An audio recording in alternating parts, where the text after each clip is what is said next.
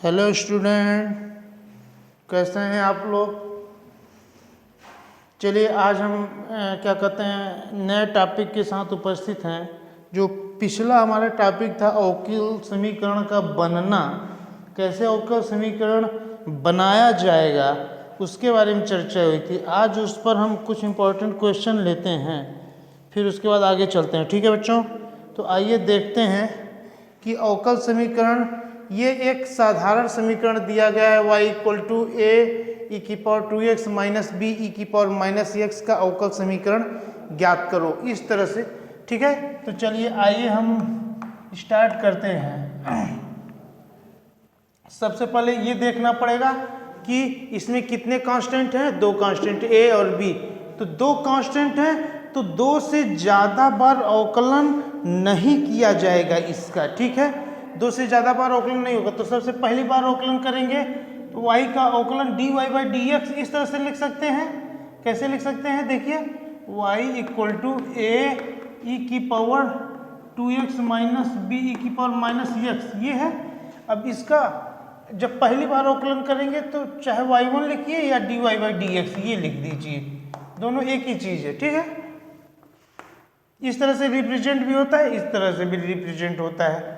अब इसका एक बार अवकलन, तो एक कांस्टेंट है उसका आगे कर दिया जाएगा, इसका अवकलन किया जाएगा। ठीक है, तो ये यहाँ से e की पावर 2x का क्या हो जाएगा, 2e की पावर 2x। तो 2 आगे कर लेते हैं, 2a e की पावर 2x, और इस तरह से e की पावर माइनस एक्स का क्या करेंगे तो माइनस आगे आ जाएगा, तो ये हो जाएगा प्लस b e की पावर माइनस एक्स ना। इसी तरह फिर इसका दोबारा अवकलन कर लिया जाएगा, इसको हटा दीजिए यहाँ से। ये दोबारा अवकलन करेंगे तो क्या हो जाएगा y2, फिर से e की पावर 2x का करेंगे तो क्या हो जाएगा 4a e की पावर 2x और माइनस b e की पावर माइनस एक्स ना। ठीक, अब हमें a और b को इलिमिनेट करना है बच्चा, और विलुप्त करना है, हटा देना है। तो चलिए एक सारणिक विधि से है, कैसे हटाया जाएगा। पहले रो में या फिर पहले कॉलम से आइए, पहले कॉलम में ये वाली संख्या लिखेंगे y y1 y2। ठीक, अब दूसरे वाले में जो चीजें कॉमन है उसको छोड़ दीजिए। तो a e की पावर 2x सभी में है तो उसको छोड़ देंगे, तो इसका गुणांक 1 2 4 1 2 4। तीसरे वाले में ये चीजें कॉमन है तो यहाँ क्या कॉमन नहीं, -1 1 -1 -1 1 -1 इक्वल टू 0। ये आपका अवकल समीकरण होगा। ठीक, तो चलिए अब इसको सॉल्व कर लेते हैं। जैसे ही इसको सॉल्व करेंगे तो सबसे पहले सारणिक सॉल्व करना मालूम है, y लेंगे। ठीक, तो ये हो जाएगा -2 -4 -2 -4। देखिए 2 का मल्टीप्लाई -2 -4। ठीक, अब उसके बाद फिर y1 ले लीजिए -y1। जैसे ही -y1 लेंगे तो ये वाली लाइन हट जाएगी, -1 +4 -1 +4।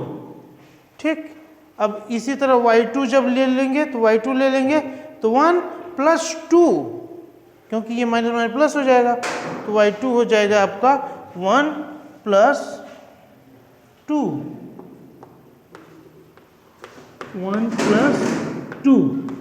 Equal to 0।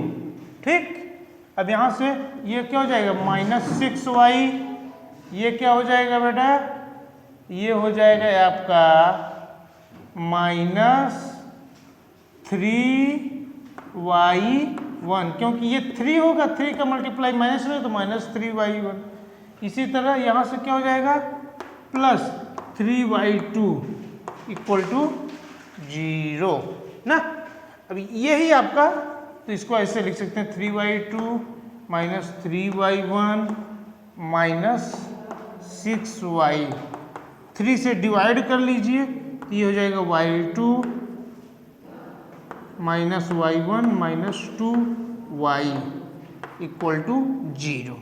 तो ये आपका अवकल समीकरण है। यही पूछा था कि अवकल समीकरण ज्ञात कीजिए, तो ये अवकल समीकरण बेटा यही होगा।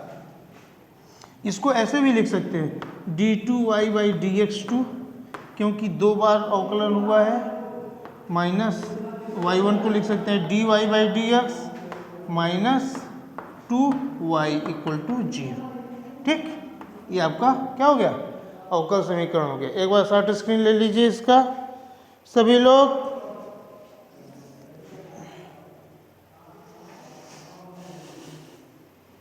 चलिए आइए आगे चलते हैं, एक और नया क्वेश्चन लेते हैं।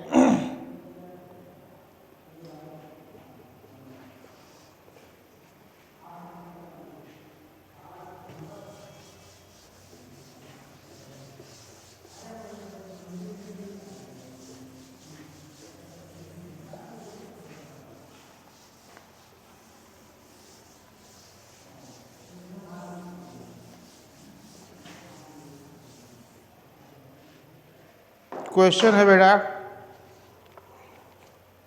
ये है क्वेश्चन, लिख लीजिए y equal to ax² plus bx का अवकल समीकरण ज्ञात करो। y equal to ax² plus bx का अवकल समीकरण ज्ञात करो।